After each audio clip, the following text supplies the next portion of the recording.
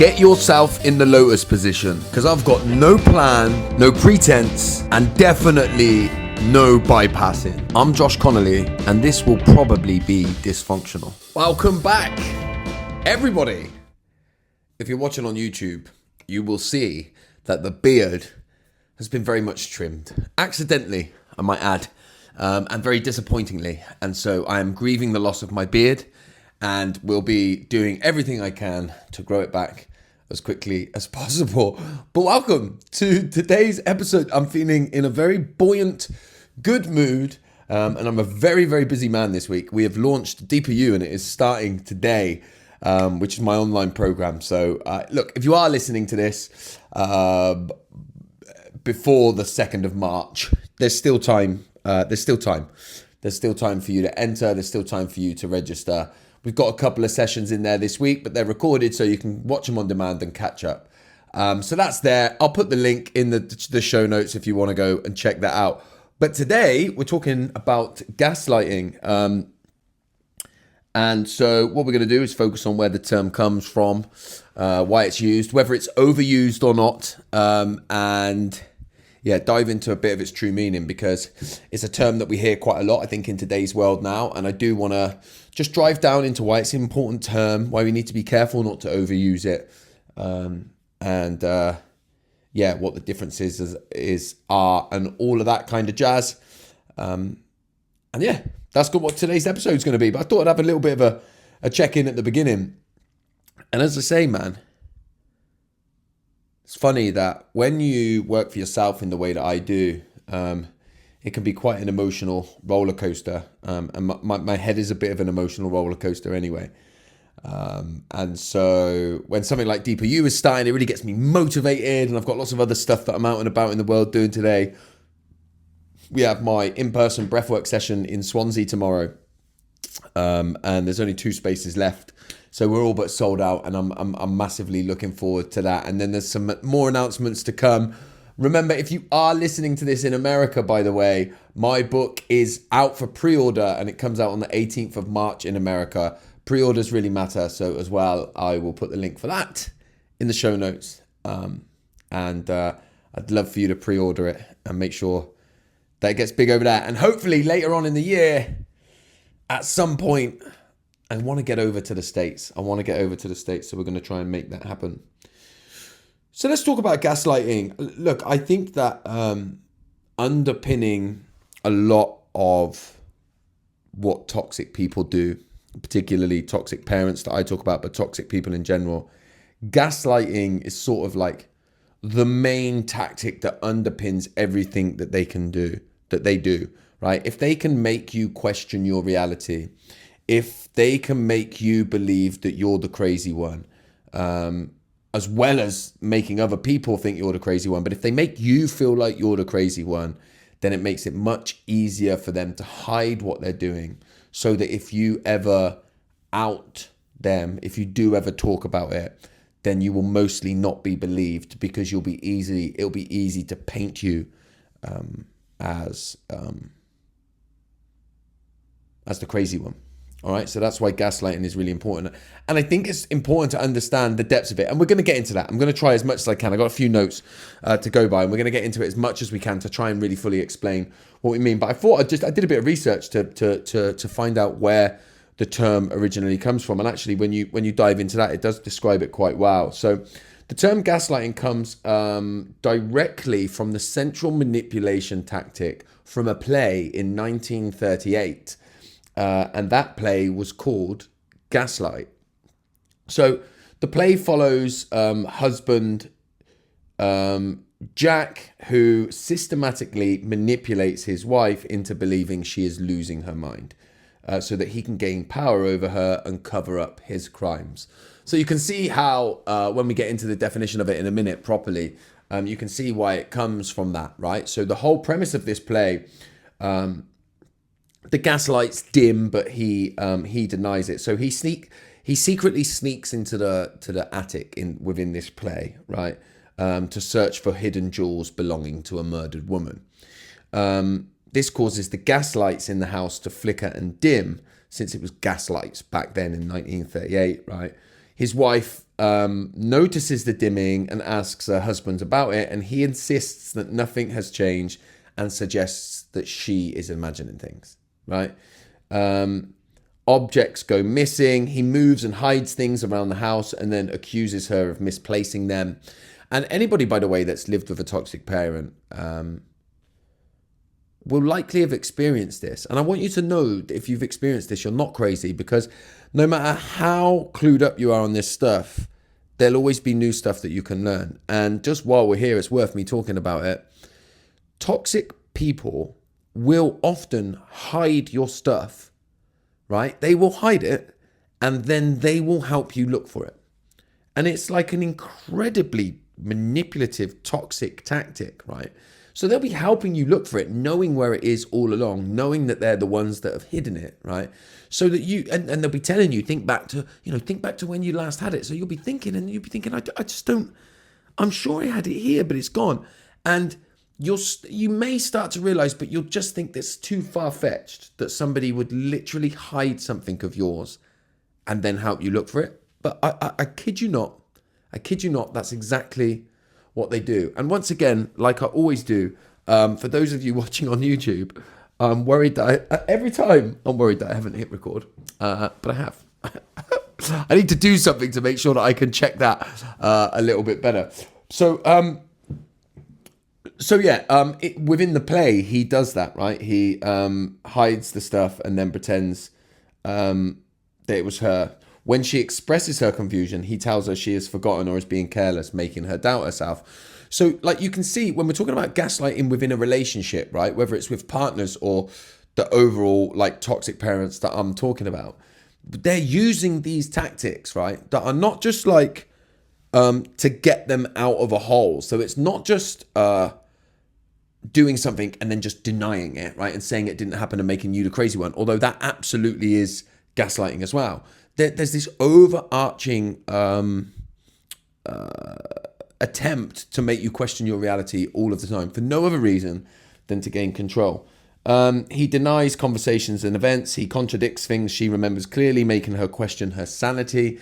And again, when we're talking about gaslighting, like when they're telling you that this never happened, I've been gaslit, and I'm wary of using examples from in the past, but people will say to you, no, you were there and you did this. And you'd be like, and they say it so clearly, so surely, right? With such clarity, as if it was like, it makes you question your sanity. They look you dead in the eye and they can do it. It's crazy.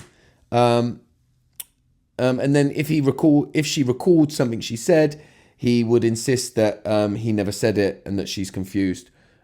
He tells others she's mentally unstable, ensuring that if she tries to speak up, no one will believe her.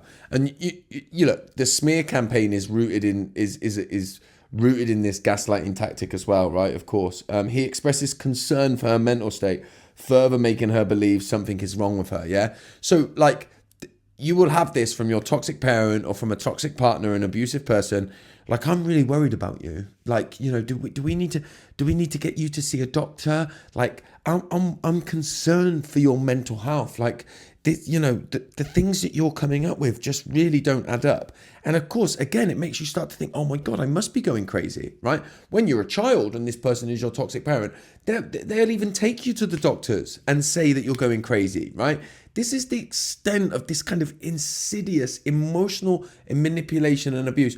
And, you know, people can't comprehend it. They really can't comprehend it. And this is all from the play. And then his ultimate goal was, by making her question her own reality, he gains absolute power over her thoughts and decisions. And she becomes so insecure that she depends on him to tell her what is real. You know, when you are gaslit that strongly, you stop believing your reality, and then you look to your abuser for the truth. And then the amount of power that they gain over you. And again, imagine when we're talking about toxic parents specifically in this instance, the amount of power that they then have over you when you can't believe your reality. You question everything that you think and believe. You grow up into adulthood questioning. Of course, you become somebody who ignores red flags and doesn't see red flags, because you've grown up to only ever to question your reality. And if somebody says anything different, you go into yourself and you think, I must be crazy. Spoiler alert, in case you ever do want to go and see the play. It ends when a detective uncovers the husband's crimes, proving that he was manipulating his wife the entire time. In a powerful moment, she finally realizes she was never crazy. He was just twisting reality to control her. And this is why, look, my book is called Is Them, Not You. This is why I speak so explicitly in the way that I do, over and over and over again. This is why I do this on my social channels. I fucking had a 2-8 debate with some guy again yesterday. I don't know why I let myself get pulled into it, but I do. It's hard not to. I know, just ignore them and leave them alone, but it's not always that easy. Sometimes I engage with these people from like investigative kind of ways because I'm just intrigued to see what they say. But sometimes it comes from a slightly different energy, and I think this one was, I was biting a little bit with this person. But they say I keep people in victim mode, where you just keep talking about it over and over again, because when you've had a toxic parent, the psychological damage, the way that you have been gaslit over and over and over again to question your reality, to feel that it must be you, you must have been doing something.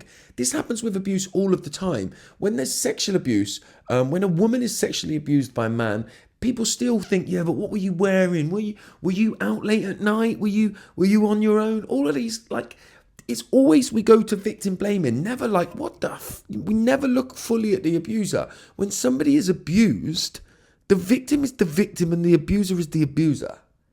And that's why, I'll talk about that forever. I'll talk about that forever and explicitly, because we're nowhere near nailing that yet. And that's why I talk about it so explicitly. So just to keep on the history of it, I made a note somewhere of when it became a psychological term used in psychology and psychoanalysis in the 1960s to 1970s to describe a form of emotional abuse. Dr. Robert Stern, who is the author of The Gaslight Effect, identified gaslighting as a form of emotional abuse where a person is manipulated into questioning their perception of reality. It was linked to narcissistic abuse, domestic violence, and relationships where one person holds the power over another. And of course, when we're talking about, now my screen's going to go off over here. When we're talking about toxic parents, parental emotional abuse, when we're talking about parental emotional abuse, the power the power dynamic is there inevitably. So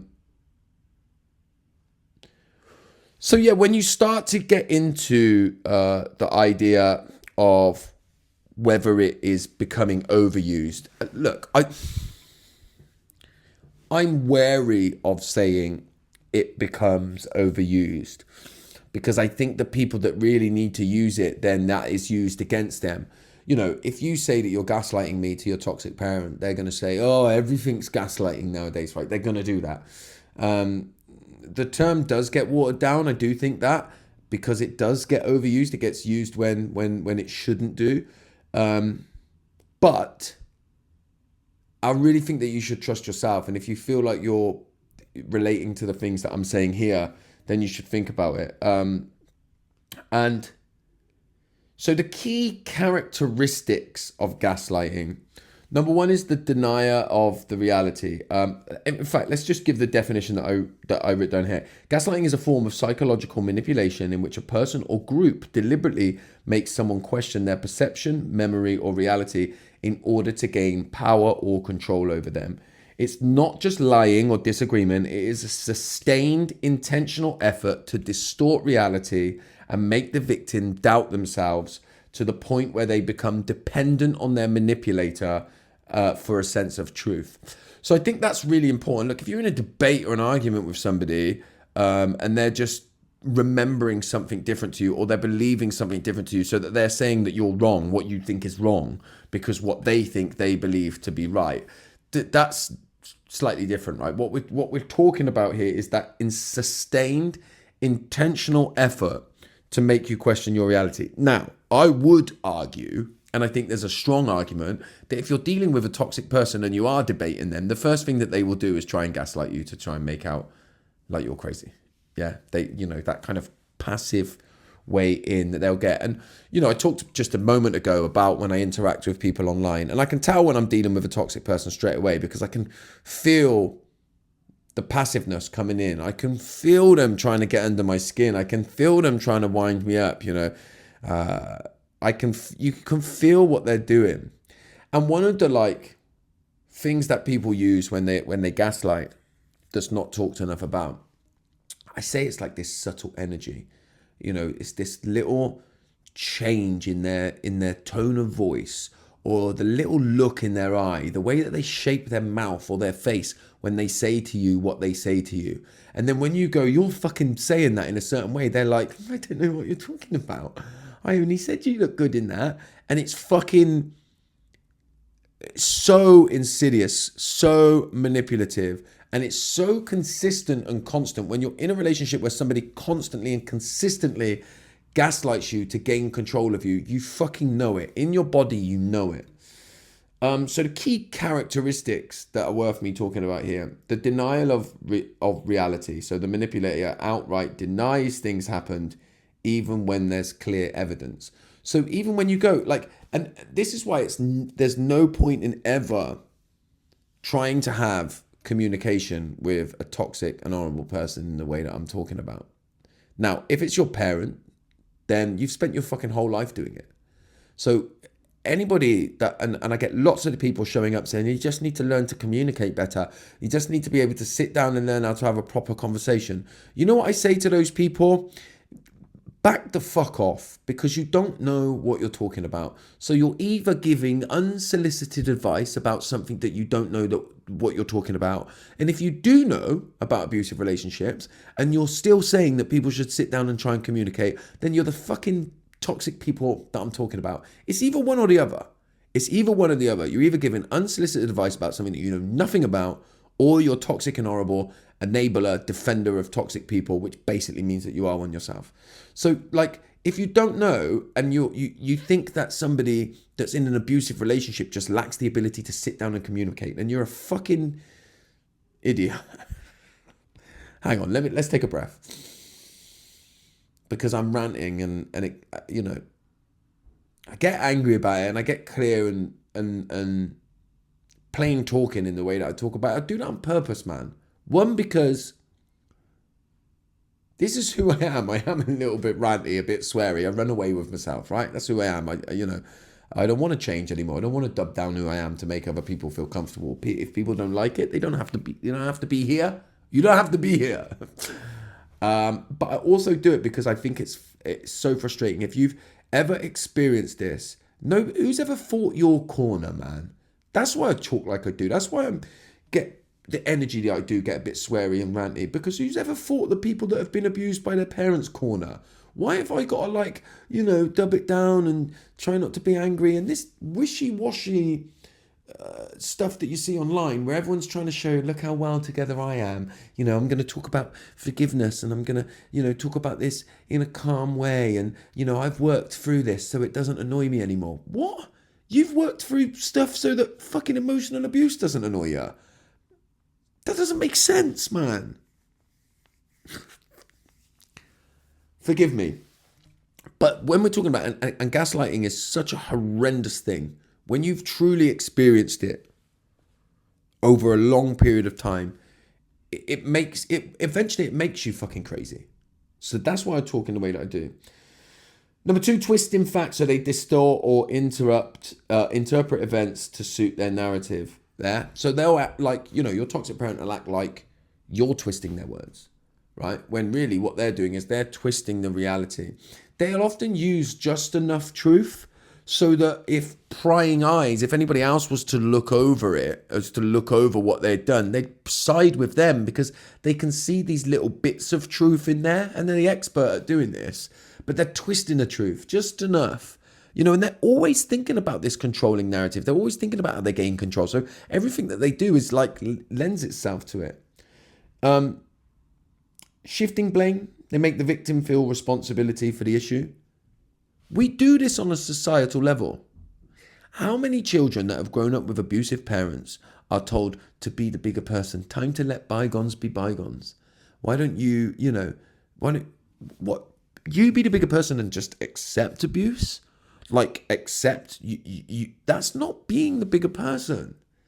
And parenting's hard, and there's lots of I'm a parent myself, and mess up, make massive mistakes, get things wrong. Of course I do. But we're talking about accountability here. Are you trying to put things right? Are you trying to change? What's the energy in what you do? Contradicting memory, so they insist that their version of events is the only true one. That, how you remembered it must be wrong. Yeah. It didn't happen like that. You hear that shit all the time, don't you? Isolating the victim. So they convince others that the victim is unstable or irrational so that they lose external support. This is what the smear campaign is all about, right? It's about isolating you as the victim so that even if you do come forth and talk about it, then everybody thinks that you're crazy. We see this, by the way, in all forms of abuse. If you can make the person that you've abused seem like they're crazy, right? If you can make them seem like they're crazy, then nobody's going to listen to them. By the way, we do this on a societal level. Those in power do it on a societal level, and we call it the fucking mental health conversation. I don't want to be too controversial here, but if we can label you as crazy for your completely appropriate reaction and completely appropriate distress to what you're experiencing, if we can get all the academics to label you as crazy, then nobody's going to believe you when you say what you're experiencing as part of this society is not fucking right. And that's what we do now. We've created a system, and if you don't fit into it, we'll label you as fucking disordered. That doesn't mean that everybody that's got the label of a disorder, that their experience isn't real or true. It is very real. It's very true. The distress is very real, and it's very true. And there are absolutely disorders that exist, but arguably, but they're used against people. We do that on a societal level. And again, look, please let it be known that I'm not going against the neurodivergent conversation. I absolutely understand it. I need it to exist. I care about people that are neurodivergent. I'm certainly would be that myself. What I'm questioning is how it's used to make out that we're crazy. And that leads to the next point, which is making the victim doubt their sanity. Over time, the victim stops speaking out because they just think, I just can't, surely it couldn't have been that bad because I'm being told time and time again that I must be crazy for thinking it. And so we get people to question their sanity. It's worth, and I made a list, it's worth of just being clear about what gaslighting is not. So gaslighting is not a simple lie. This doesn't mean that lying's okay, right? Lying is very much a part of abuse, but lying is dishonesty. Gaslighting is a pattern of lies designed to make someone doubt their own reality. So people will often lie if they've been caught out. I didn't do it, it wasn't me, even when evidence is there, right? It's kind of gaslighting type behavior, but that is different to a sustained attempt to make somebody question their reality. Gaslighting is not a disagreement. Having a different perspective isn't gaslighting unless one person is intentionally eroding the other's sense of truth. Now, that does happen in discussions and debates. Make no mistake about that. And I'm not stupid enough to not realize that to be the truth. Forgetting something. If someone misremembers an event, it's not gaslighting unless they deliberately deny the truth to make someone feel confused or unstable. And listen, if a gaslighter gets called out, they're going to use that and say, well, I just forgot and I was remembering it wrong. So you have to be a little bit wary of that. The impacts of gaslighting are deep, right? And they're deep rooted, and it can be really hard to recover from over a long period of time. If you've been, and look, there is another layer here when it's your parent. If you've been gaslit by your parent who's supposed to teach you and help you find a sense of self and teach you about the world, and you've been gaslit by them, constantly made to question your own reality, I mean, the effects and the impacts on you are going to be devastating. There's absolutely no doubt about that. So there's a loss of self-trust. Anxiety is going to be high. You're going to be constantly, if you're constantly questioning your reality, it's difficult to live in a sane world. Although I fucking argue that our world isn't sane. And I think the big one here is the emotional dependence. That's what starts to make things really complex and difficult. Once you start to emotionally depend on your abuser, then when you need to break free from them, it's not as easy as just walking away. When you've come to rely on them for your own sense of reality or what you think is reality, just walking away becomes almost impossible. So it's going to leave you completely isolated. And this is what happens to a lot of people that have been gaslighted. They end up finding themselves on their own, especially once the smear campaign ensues as well, and then you're left entirely on your own, right? Because now you're enthralled in this kind of smear campaign. So some things to do, like it's worth, if you really are not sure, start to keep a record. You'd have to do it in a safe way where your abuser, if they're gaslighting you, then they are an abuser, where they're not going to be able to see it. But keep a record of it. Potentially set some boundaries as much as you can. And once you've started to make a list of it, can you get some outside perspective? Now, the outside perspective that you seek, you'd need to get somebody that's trusting and kind of has a bit of an understanding about the situation, because otherwise the gaslighting will probably be done in such a way where even outside eyes looking over it's not going to help, because they might be gaslit by what you're being gaslit by. But one big thing that I would say is learning to trust your body and learning to feel in your body. Take time, if somebody's making you question your reality, do 3 breaths, and we'll do it together right now. So deep breath in through your nose and out through your mouth. And then straight in again through your nose and out through your mouth. And one last time, in through your nose and out through your mouth. And when you slow down in this way, your body will tell you. Come back to your body, it'll tell you. Come and try some breath work with me, or anybody. Go on YouTube, do it. But try breath work, try ways to come back into your body, because I promise you, it's a surefire way to get back in touch with your body so that you can really start to trust it again. So yeah, to summarize on what's been said about gaslighting, it's that sustained attempt to make you question your reality. And the one thing that I want to say to you, actually, the one thing I really want to say to you, if you've been the victim of toxic and emotional abuse that's underpinned by gaslighting, I want to say that I believe you. I want to say that I understand what you're going through. I want to say that you're not crazy, that you didn't cause this, that they have systematically done things that made you question your reality for so long, that you have started to feel like you can't trust what you feel. And I want you to find ways to get back to trusting what you feel, to understand that you are the victim in this. And as you go through this and people try and gaslight you, enablers will try and gaslight you. They will try and say that when you talk about your experience and share about it, that you're being the victim. They are gaslighting you in that instance because they feel uncomfortable themselves with the fact that you're able to be with your struggles. I want you to try and get back to trusting your body. You deserve to trust your body. If you have lived with anybody that gaslights you over a long period of time, I can tell you that nearly everything that they do is has an underlying tactic of it to gaslight you and make you question your reality. You're not weak because it worked on you. It worked on you because you were trusting. And you can be trusting again and you can get back to that. But you just have to really understand the reality of this situation first and then do some work on yourself. So yeah. Is it being used? Is it overused? Is gaslighting, the term gaslighting, overused?